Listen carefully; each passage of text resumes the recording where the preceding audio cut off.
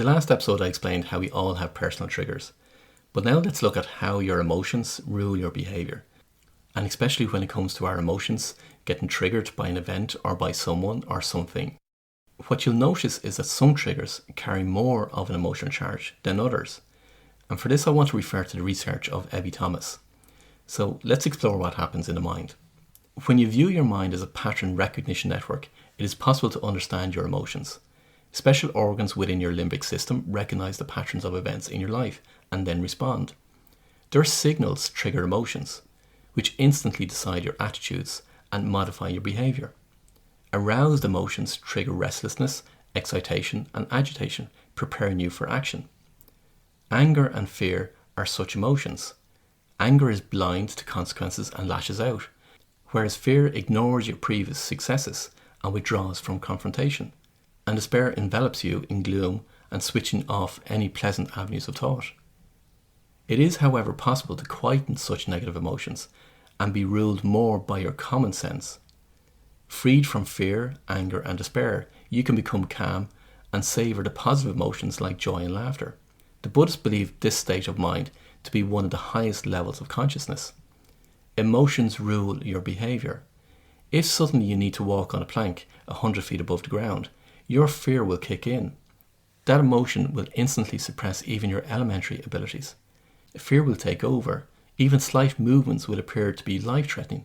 Instead of walking, you will desperately want to lie down and grip the plank. Within the blink of an eye, you will have lost your normal capacity to walk a few steps on a plank. Mysteriously, a single emotion will have modified your entire behaviour. Every expression on your face reflects a specific family of emotions. Even blind and deaf children show similar facial expressions. Human behaviours and facial expressions are mirrored in the gentle caress of love or the sharp scowl of anger. When certain parts of the temporal lobe in your brain are excited, it can produce intense fear. When other neurons are stimulated, they can feel dread. Other nuclei can cause feelings of isolation and loneliness. Evolution of the brain's neural control systems has delivered increasingly sophisticated evaluations and controls for animals to approach and consume, or to reject and escape. Even just touch, the system proceeds to evaluate smell, taste, sound, and vision to test the environment. Its motor movements learn to walk, run, fly, or destroy opponents. Those movements became modulated to act with gentle care or violent aggression. The system stored memories to respond to significant events. It learned to investigate.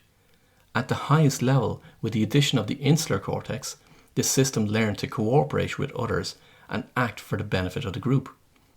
The insular cortex, which persuades you to be more sociable, is a recent evolutionary development. The early reptiles lacked such systems and acted with ruthless self-interest. Compassion and harmony entered into the hitherto brutal world of animal interactions through the development of this amazing organ. One emotion common to all species can transform your behaviour, and that's love, as it seeks to cherish and protect. Love is patient and kind. Love suppresses the emotions of anger, irritability, jealousy, and rudeness. Your needs are subdued to give way to an awareness of the needs of others. Love forgets and forgives past wrongs. Love persists in spite of problems, keeping faith in the loved one. Love does not gloat over injustice and is happy in the victory of truth. Nature's pattern recognition processes have crafted an incredibly high standard of behaviour within the codes of a single emotion to impel the best in mankind. Your brain senses patterns. When emotions are triggered, your limbic system sets off programmed behaviours and bodily sensations. Your amygdala is where fear, anger, despair resides, whereas your insular cortex is where love, guilt, and shame are prominent. When your emotions are calm, your prefrontal brain triggers more rational responses and behaviour. Emotions are pattern recognition signals. These signals recall memories, which in turn take control of the motor system and envelop you in a particular level of consciousness. Emotions dominate your behaviour. Therefore, when an event happens, a pattern is played out by your emotions and your behaviours. However, you have a choice to break that pattern and behave in a more positive way. Through this self-awareness, the real you can be developed. Your prefrontal common sense brain becomes active when you pay attention to what's happening. When you use your attention to still your emotions and to relax your muscles, you're then freed from the inner stress patterns. The real you can slowly take full control and will guide you wisely. Now, that research was from Ebby Thomas. So we can see now why certain emotions get triggered and how our brain reacts to such emotions, which in turn determines our attitudes and our behaviours.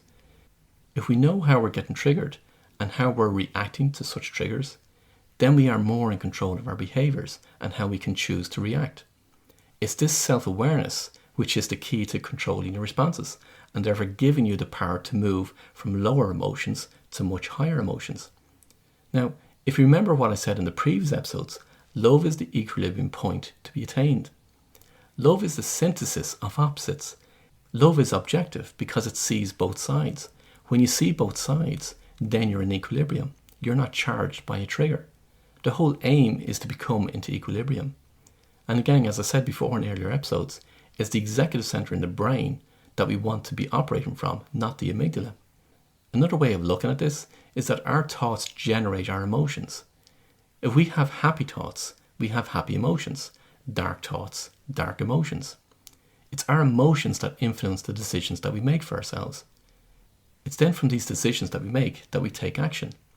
And our actions deliver the results that we see in our life. It's from these results it influences our thoughts. You see, it's a never-ending cycle. Thoughts lead to emotions, which leads to our decisions, which then makes us take our actions, which then gives us the results, which then leads us back to our thoughts about what the results that we've received. To alter the cycle, we need to change our thoughts. Now that's easier said than done. Simply thinking happy thoughts, thinking positively or using affirmations is not going to solve the problem.